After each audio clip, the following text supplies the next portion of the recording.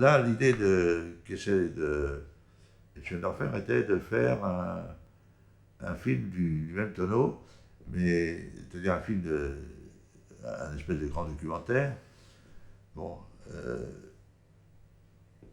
qui sera carrément un documentaire, qui ne sera même pas un truc romancé, je veux dire, avec, naturellement, je veux dire, à l'époque, quand on disait ça sera un commentaire de Joseph Kessel, c'était déjà un élément. Hein. Bon, et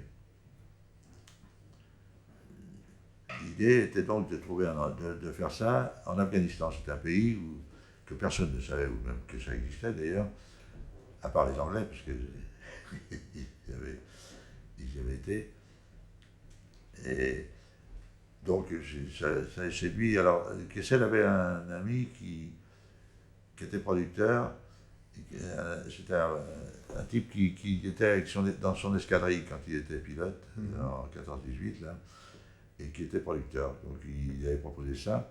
Et puis, finalement, comme le film a pris de l'ampleur, de couleur, il est passé en cinémascope, le gars a trouvé que c'était un peu dangereux. Et il a demandé à un producteur voisin, ça c'est comme dans les couloirs d'Alphaville où Constantine pousse des portes, là sur le palier, il y avait ce mec-là, il y avait Bourgard et puis un autre, troisième producteur. Il suffisait de pousser la bonne porte pour trouver un producteur. Bon, Bourgard en fait c'était un producteur qui n'avait pas produit beaucoup de choses, il avait coproduit Grand Rue et La Bande d'un cycliste, qui avait produit avec les Espagnols, avec Bardem. Bon, donc, il a été séduit par le projet.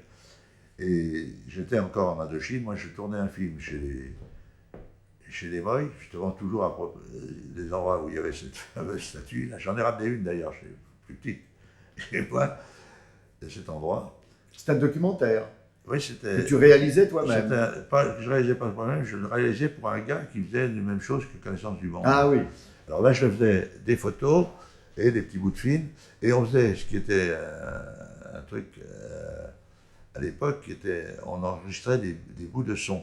Alors on avait un magnétoscope qui était un truc qui était assez large, là, pour montrer, grand comme ça, épais comme ça, large comme ça, qui marchait avec des piles de 100 volts dedans, c'était un Scooby.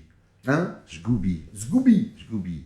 Alors c'était une grosse machine, en fait c'était un bricolo c'était un truc professionnel, mais qui était fait par des amateurs. Et donc il y avait tout un tas de bazar à l'intérieur, qui aurait pu être plus serré, plus pensé, mais qui était pris sur le marché. Et bon, ça marchait avec une bande magnétique 635,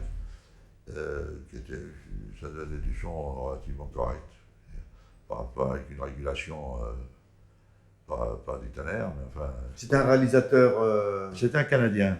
Ah oui. Un Canadien, francophone. Et comment s'appelait ce film? Alors ce film, je ne sais pas comment il s'appelait, parce que c'était un truc qu'il avait l'intention de monter, etc.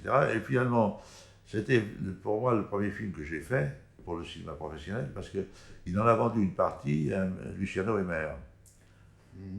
Dans un film, bon, je n'ai jamais rencontré Luciano Emer, mais je l'ai mis dans ma filmographie, parce que... Bon, ce qui fait que, voilà, et j'étais donc en train de faire ce truc-là, quand je reçois un télégramme de Schoenhofer qui me dit « Je vais faire un film, est-ce que tu veux faire la photo ?» Et comme je n'avais pas la moindre idée de ce qu'était être chef opérateur, je lui ai dit « Oui ». Voilà, les choses ont commencé.